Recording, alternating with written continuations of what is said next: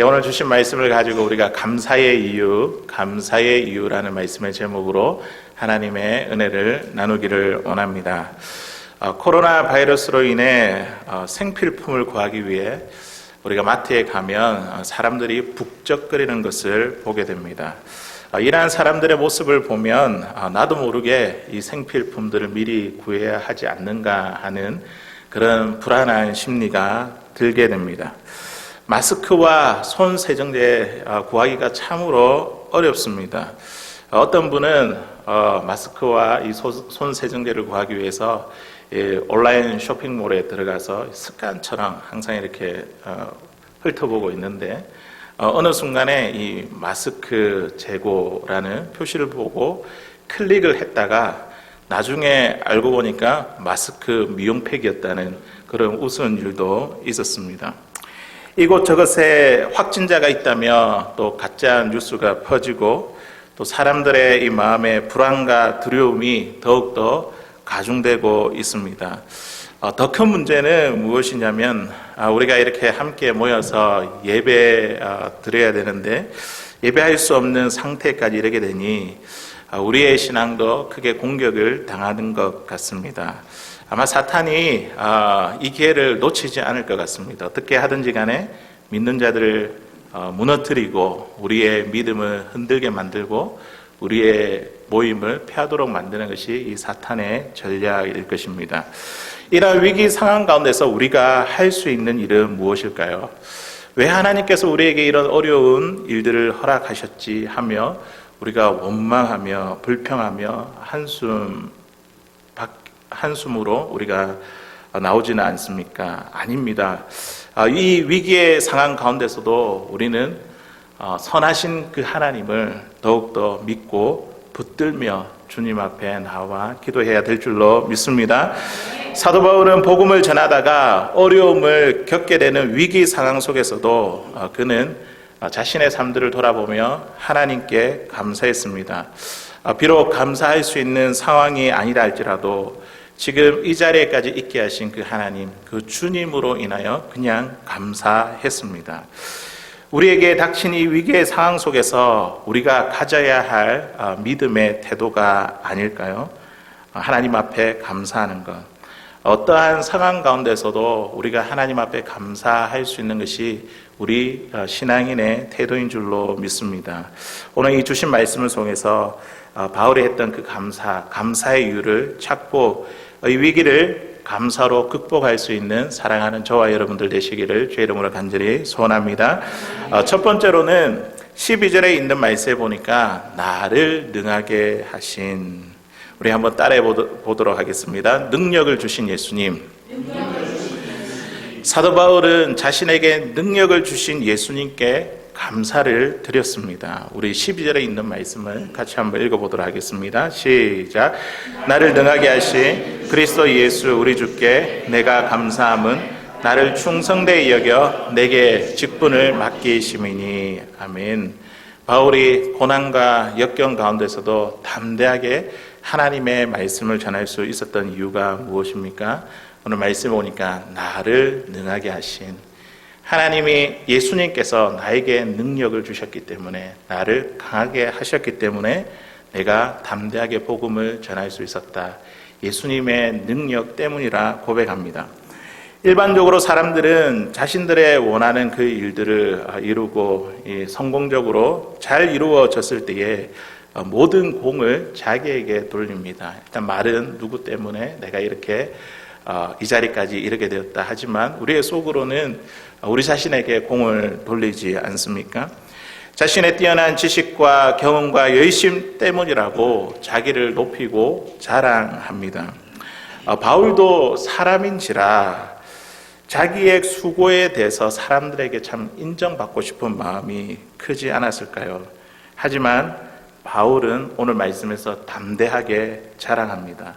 나의 지식과 경험과 열심 때문에 내가 어려운 역경 가운데서도 복음을 담대히 전한 것이 아니라 예수님의 능력 때문이다.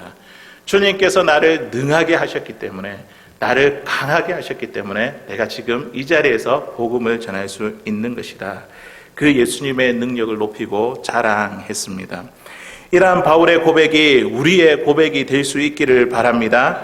내가 일한 것이, 또 내가 수고한 것이 사람들에게 자랑하고 싶고 또 인정받고 싶지만, 그러나 그 수고를 우리 주님께 돌려드리면 비록 사람이 나를 인정해 주지 않는다 할지라도 우리 주님께서 우리를 인정해 주실 줄로 믿습니다. 아마 오늘 우리가 믿음으로 이 자리에 나왔는데 우리의 이 모습을 보시고 사람들이 뭐라고 하든지 간에 주님께서 우리의 모습을 보시고 우리를 인정해 주실 줄로 믿습니다. 주님께서 우리를 높여 주실 것입니다. 사랑하는 성도 여러분, 우리를 능하게 만드는 것, 우리를 강하게 만드는 것, 우리를 힘있게 만드는 것은 무엇일까요? 우리는 무엇을 능력의 근원으로 삼고 있습니까? 사람들은 물질이 있어야 내가 힘이 있지, 나를 강하게 만든다고 그렇게 생각합니다. 정치인이나 예술인들은, 연예인들은 많은 인기가, 사람들이 나를 좋아하는 많은 인기가 자신을 능력 있게 만든다고 생각합니다. 또 학문을 연구하는 사람이나 과학자들은 어떻습니까? 자기에게 특별한 기술과 학식과 경험이 있어야지 자신을 강하게 만들고 이것이 자기를 능력 있게 만든다고 생각합니다. 그래서 자신의 능력을 개발하기 위해 공부도 많이 하고 경험도 많이 쌓습니다. 왜냐하면 이러한 모든 것들이 자신을 능력 있는 사람으로, 강한 사람으로 만든다고 생각하기 때문입니다. 어떻게 보면 이 바울도 예수님을 만나기 전에 이 바울도 참 능력이 많은 사람이지 않습니까? 8일 만에 할례를 받고 이스라엘 족속이며 또 베냐민 지파이고 히브리인 중에 히브리인이며 정말 뼈대 있는 집안이었습니다. 열심으로는 교회를 박해하고 율법으로는 흠이 없는 자였습니다. 가마리엘의 문화에서 당대 최고의 문학이지 않습니까? 최고의 공부, 학문을 하게 되었습니다. 조상들의 율법에 엄격한 교육을 받았고 하나님에 대해서 열심히 있는 자였습니다. 사회적으로, 종교적으로, 학식적으로, 가문으로 어느 하나 부족한 것이 없는 사람이 바로 바울이었습니다. 그런데 이 바울을 보십시오. 예수님을 만나고 나서 그가 어떻게 고백합니까? 나를 능하게 한 것이 자기가 갖고 있는 그 자랑거리가 아니라, 그것이 자기를 능력 있게 만든 것이 아니라, 누가 나를 능력 있게 만들었다고요? 예수 그리스도. 예수님이 나를 능력 있게 만들었다. 그렇게 고백하고 있습니다. 제가 플러 신학교에서 공부하고 있을 때에 사모님들을 위한 그 큐티 모임이 있었습니다. 목사님들이 이제 학교에 가서 공부를 하니까요. 사모님들은 이제 그동안에 이제 자녀를 돌보게 되었습니다. 미국이라는 낯선 환경에 바깥 활동도 잘 하지 못하니까 얼마나 답답하고 힘들었었겠습니까? 이러한 상황 속에서 영적으로 갈급한 분들은 이 큐티 모임의 문을 두드리고 힘들고 답답한 상황을 말씀으로, 은혜로 이겨 나갔습니다. 그런데 하지만 이 모임에 대해서 시간 낭비라고 생각한 분들도 있었습니다.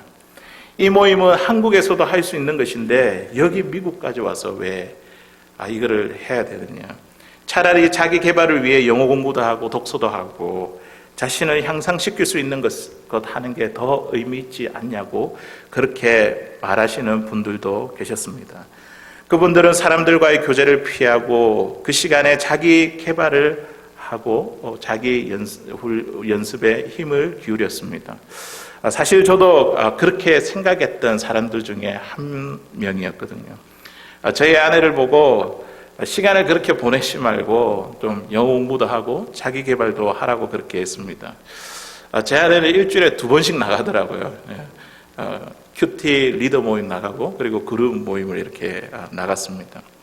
그룹 모임을 하면서 음식 준비하는 모습을 보면 당신은 사역자도 아닌데 왜 이리 섬기는 일이 많냐고 제가 막 불평했습니다. 큐티 모임 때문에 저희 자녀를 돌봐야 했던 적도 많았습니다. 그러면서 계속 불평이 올라오죠. 이거는 아니잖아. 이런 실랑이도 벌이기도 했는데 지금 돌아보면 이 모든 것이 하나님의 섭리이고 은혜였습니다. 아내는 이 큐티 모임을 통해서 삶이 변화되었고 아내가 받은 그 은혜가 저와 자녀들에게 흘러갔습니다. 그리고 이 훈련을 통해서, 이 섬기는 훈련을 통해서 누구든지 환영하고 그리고 우리 가정에 초대하고 섬길 수 있는 그런 예수님의 마음을 우리에게 허락해 주셨습니다.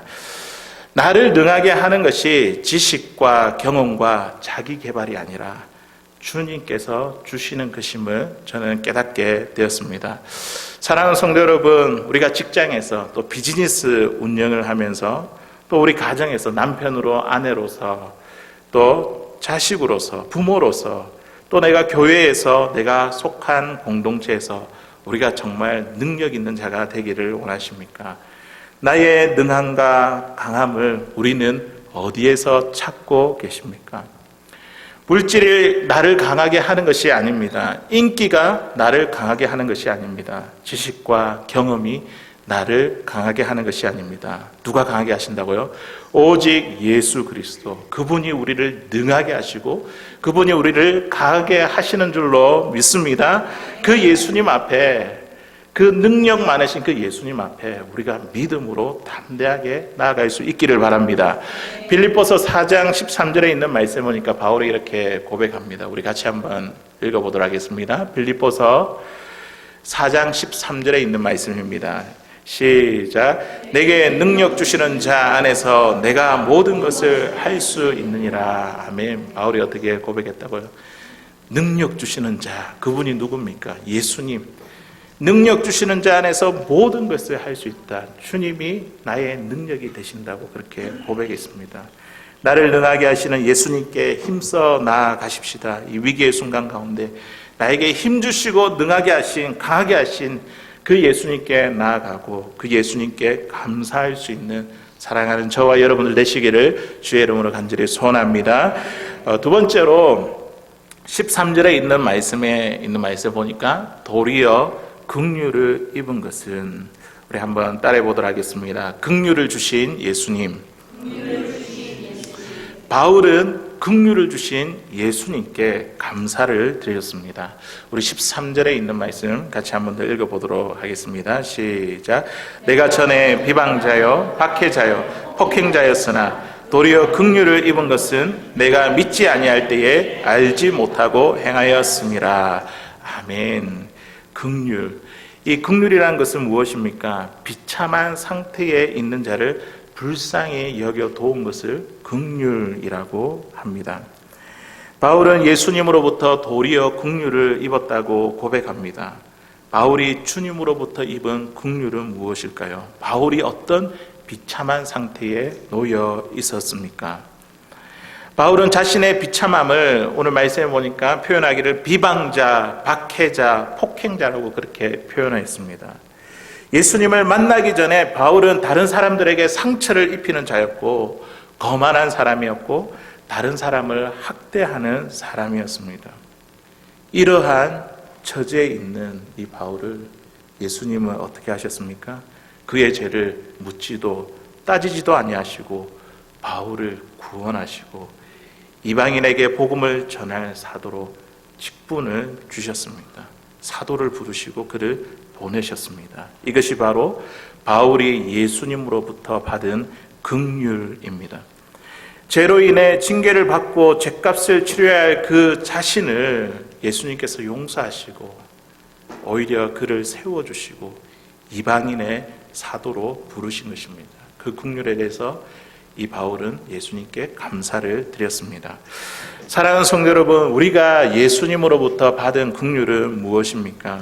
우리 안에 있는 비참함은 무엇인가요? 우리가 주님으로부터 받은 그 긍휼에 대해서 우리가 감사하는 마음으로 오늘 이 하루를 살아가고 있습니까? 아니면 우리 스스로를 나는 꽤 괜찮은 사람이야, 나는 사랑받을 자격이 있다며 그렇게 생각하고 있지는 않습니까? 내가 예수님을 위해서 얼마나 많은 일들을 했는데 예수님으로부터 받는 이 긍휼은 당연한 것이야, 그렇게 생각하고 있지는 않습니까? 사실 우리는 하나님 앞에서 구원받을 자격이나 공로나 아무것도 내세울 것 없는 죄인입니다. 이 세상에 나의 죄 때문에 나를 대신해서 죽을 사람이 누가 있겠습니까? 나를 사랑하는 부모라 할지라도 누구를 대신해서 죽는다는 것은 결코 쉬운 일이 아닙니다. 하지만 예수님은 십자가의 죽음을 통해서 우리를 얼마나 사랑하시는지 몸소 우리에 대한 그 사랑을 보여주셨습니다. 죄로 인해 죽을 수밖에 없었던 우리를, 죄로 인하여 심판받을 수밖에 없던 우리를, 우리의 이 모든 비참함에서 우리 주님은 우리를 건져 주셨습니다. 우리를 긍휼히 여겨 주셨습니다. 요즘 이 코로나 바이러스 때문에 이 지구촌이 정말 비참한 현실 가운데 있습니다. 예전에는 중국과 이 한국을 보면서 이 감염사를 보고 그냥 걱정만 했었는데, 이제는 우리가 살고 있는 이 지역에 확진자가 점점 늘어가는 것을 보게 됩니다.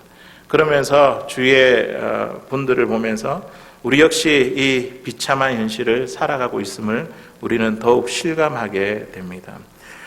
지난 주일날에 이 지역에 이제 생필품을 구하기 어렵다는 그 소식을 듣고 그냥 마음으로 설마 그럴까 이렇게 생각을 했었습니다. 막상 저희 집에 이제 휴지가 떨어지고 쌀이 떨어져 가서 이 구입을 해야 되겠다는 생각에 이제 코스코를 방문하게 되었습니다. 이미 들은 소식 때문에 매장에 문을 열 때가 아니면 구하지 못한다는 말에 이제 아침 일찍 서둘러서 이제 문을 여는 그 시간에 코스코를 방문했습니다. 아니나 다를까 들어가니까 주차장은 이미 만원이 되어 있더라고요. 사람들이 주차하기 위해서 줄을 기다리고 있었습니다. 아직까지 오픈하기도 전인데, 그리고 간신히 이제 주차를 하고 들어가기 위해서 줄을 섰습니다. 그 줄도 매장 문 앞에서 얼마나 길게 사람들이 서 있는지 모릅니다. 매장에 곧바로 들어가 이제 휴지를 구하려고 하는데 그 줄도 너무 길더라고요.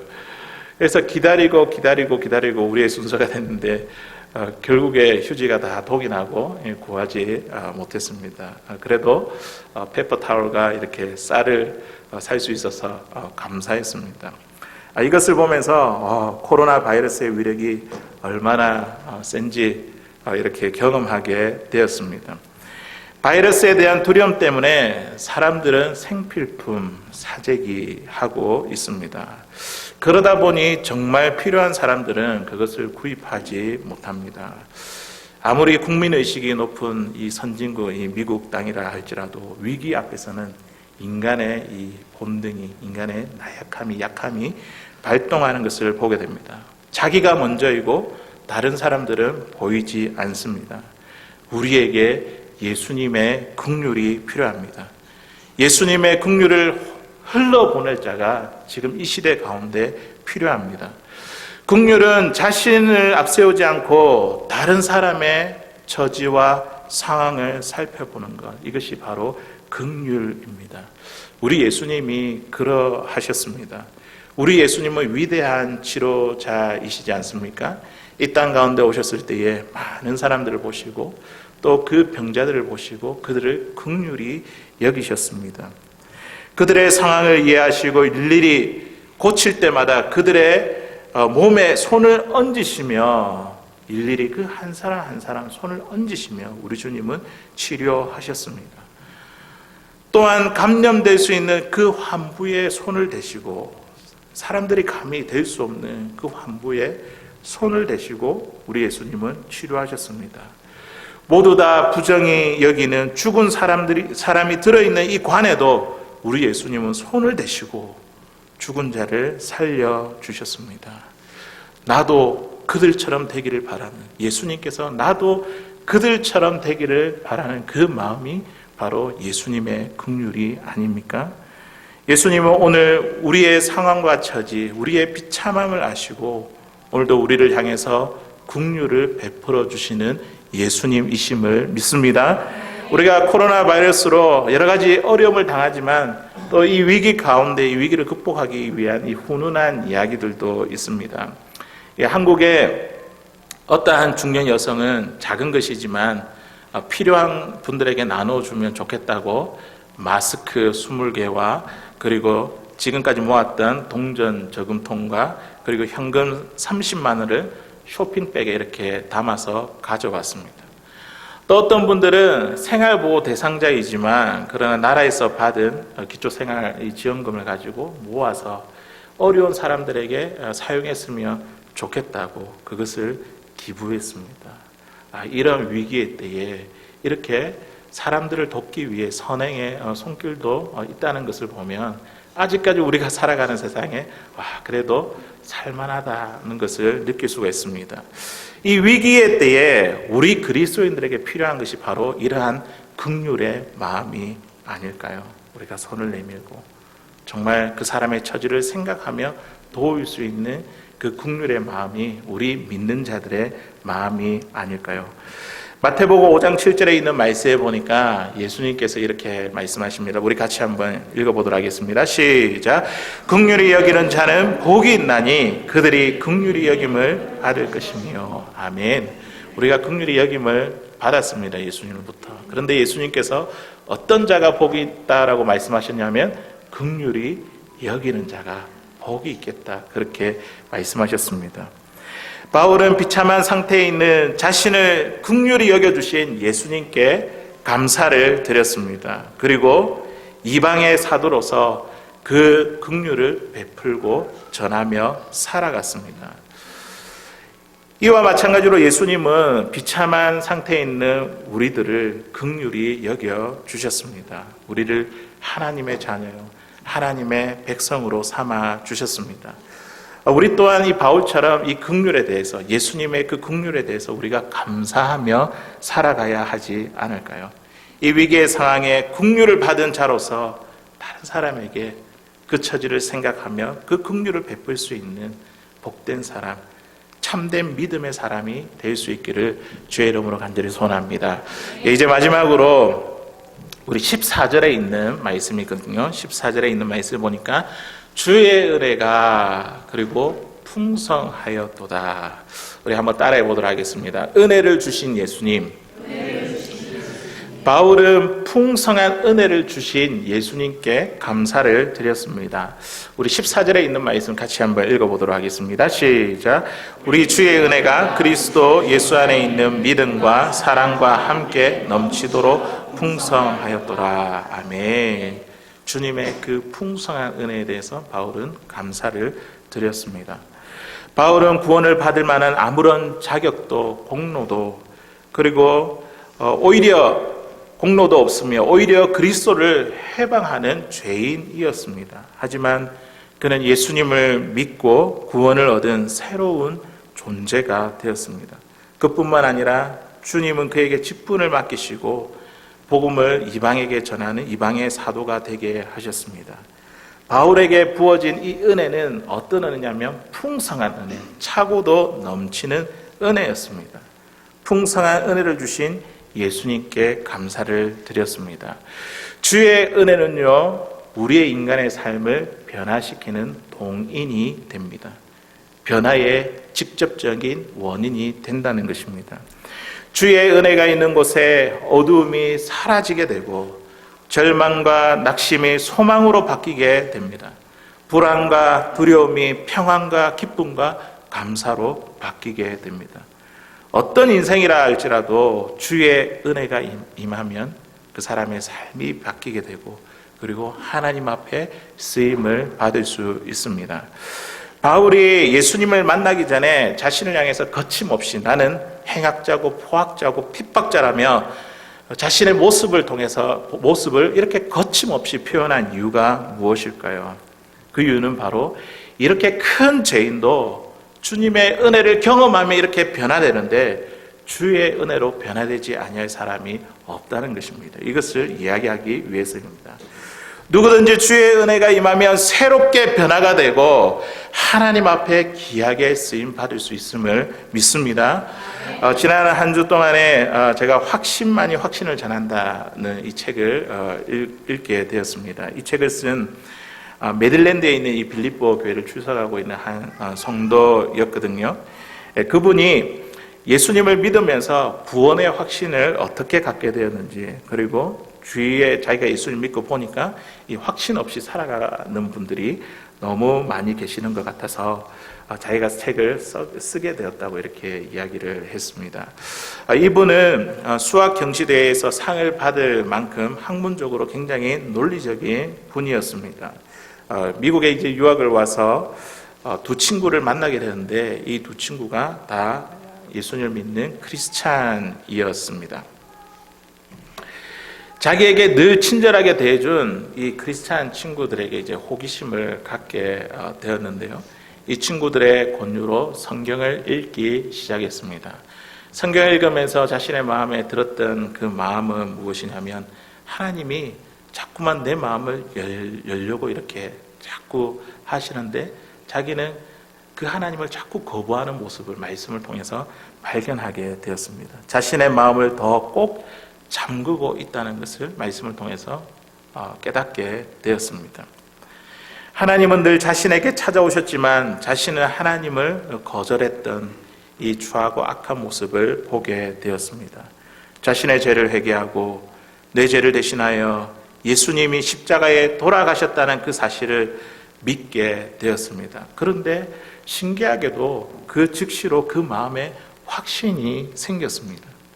그리고 나서 두 친구에게 내가 예수님을 만났다고 그 예수에 대해서 설명하기 시작했습니다. 그리고 기숙사에 들어와서 옆방에 있던 미국 친구에게도 자기가 만난 그 예수님에 대해서 설명하기, 더듬거리는 용어로 설명하기 시작했습니다. 그리고 나서 그 다음 날에 일어났더니 마음 깊숙한 곳에 전에 몰랐던 평화가 느껴졌습니다. 이분이 예수님을 만나기 전에는 교회 다니는 사람들을 비난하고 정죄하면서 다녔습니다.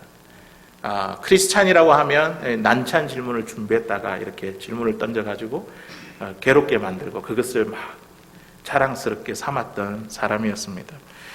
교회 다니는 사람이 어떻게 그런 생각을 할 수 있지? 교회 다니는 사람이 어떻게 그런 행동을 할 수 있냐며 비난하고 정죄했지만 이 사람이 막상 예수님을 만나고 나서 구원의 확신을 얻고 나니까 이제는 그런 찔림이 와도 하나님의 신실함과 그 은혜 때문에 그 모든 부정적인 마음에 대해서 극복할 수 있게 되었습니다.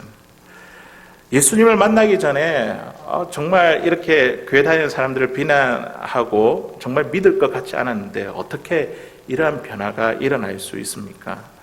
논리적이고 지식적인 사람이 어떻게 이 믿음에 대해서, 초월적인 것에 대해서, 믿음에 대해서 이해할 수 있었을까요? 우리의 생각으로는 도무지 불가능할 것 같습니다. 하지만 변할 것 같지 아니한 사람도 주님의 은혜가 임하면 새 사람으로 변화되는 줄로 믿습니다. 이것이 바로 바울이 경험한 풍성한 주의 은혜였고 이것이 바로 이 빌립보 교회 한 성도가 너무 은혜에 감사해서 이 책을 기록하게 되는데 이 은혜를 경험한, 이 주님의 풍성한 은혜를 경험한 그 일이었습니다. 그리고 우리가 경험하고 있는 주님의 풍성한 은혜입니다. 우리는 스스로 생각할 때에 나의 남편은, 나의 아내는 절대 예수님을 믿지 못할 거야.